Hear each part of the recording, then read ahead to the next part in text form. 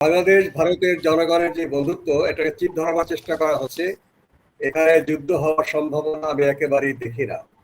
এগুলো একটা আমি বলি প্রচারণা আর যুদ্ধ, প্রোপাগান্ডা ওয়ার। আমি আমার বাংলাদেশের থেকে আমার জানা নেই যে লালমনিরহাটে কোনো বিমান ঘাঁটি তৈরি করা হচ্ছে।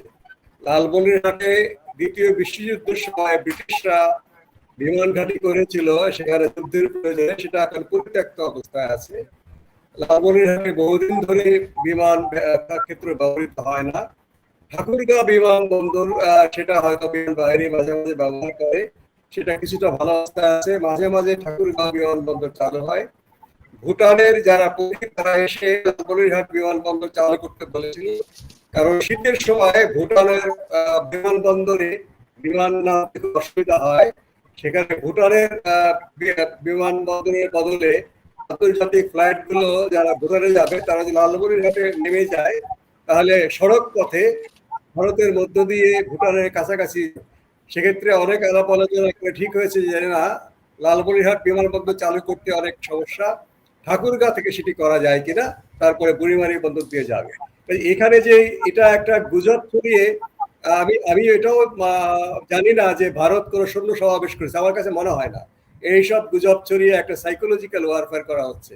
এবং এটা ঠিকই বলেছেন যে গণ আন্দোলনের মুখে শেখ হাসিনা দেশ ত্যাগ করার পরে বাংলাদেশ এবং ভারতের মধ্যে সম্পর্কটা, এখানে আমাদের আভ্যন্তরীণ রাজনীতি এখানে হওয়া উচিত ছিল না, কিছুটা তো হয়েছেই বটে।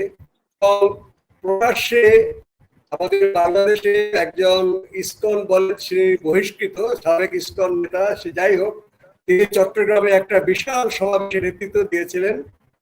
তাকে গ্রেপ্তার করবার পরে ভারতের সরকার বা সরকার দলীয় নেতারা প্রকাশ্যে বিবৃতি দিয়েছেন।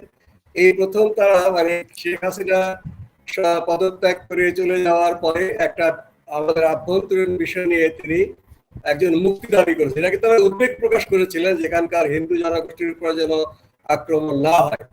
কাজে এটা বাংলাদেশে ভালোভাবে নেয়নি। নিশ্চয়ই বাংলাদেশের সংখ্যালঘু সম্প্রদায়ের উপরে হামলা চলবে, আমরা নীরব থাকবো, নীরব কিন্তু নেই। যারা প্রগতিশীল গণতান্ত্রিক শক্তি, আমাদের দল বাংলাদেশ জাসদ, গণতান্ত্রিক গণতান্ত্রিক বাম মোর্চা, আমরা খুবই কঠোর ভাষায় এগুলো নিন্দা করেছি এবং এর বিরুদ্ধে আমরা জনগণকে রুখে দাঁড়াবার আহ্বান জানিয়েছি। আমরা সভা সমাবেশ করেছি। বাংলাদেশকে যারা ইউক্রেন করবার দিকে উস্কানি দিচ্ছে তাদের সম্পর্কে হুঁশিয়ার থাকুন।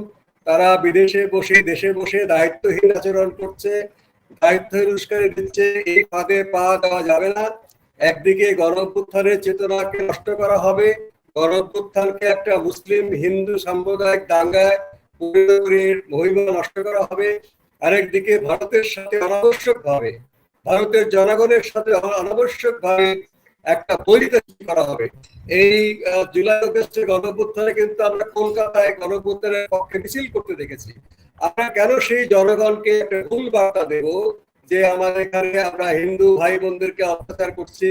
এখানে আমি ঠিকই বলেছেন যে একটা রাজনৈতিক পরিবর্তন হলে এখানে একটা সফট টার্গেট হিসেবে সংখ্যালঘু জনগোষ্ঠীর উপর অত্যাচার নির্যাতন করা হয়। এখানে বাংলাদেশ সরকার বলার চেষ্টা করেছে যে এখানে হিন্দুদের উপর হামলা হলেও সেটা হিন্দু হিসেবে নয়, যারা আওয়ামী লীগের সমর্থক তারা কিছু কিছু জায়গায় জনরোষে পড়েছে, বা সেই জনরোষ তো এখন আমাদের শান্ত হওয়া দরকার। আগস্ট মাস পার হয়ে অক্টোবর মাস, সেপ্টেম্বর পার হয়ে অক্টোবর পার হয়ে নভেম্বর এসেছে, এখনো কি জনরোষের নামে জানিয়ে যাবে না?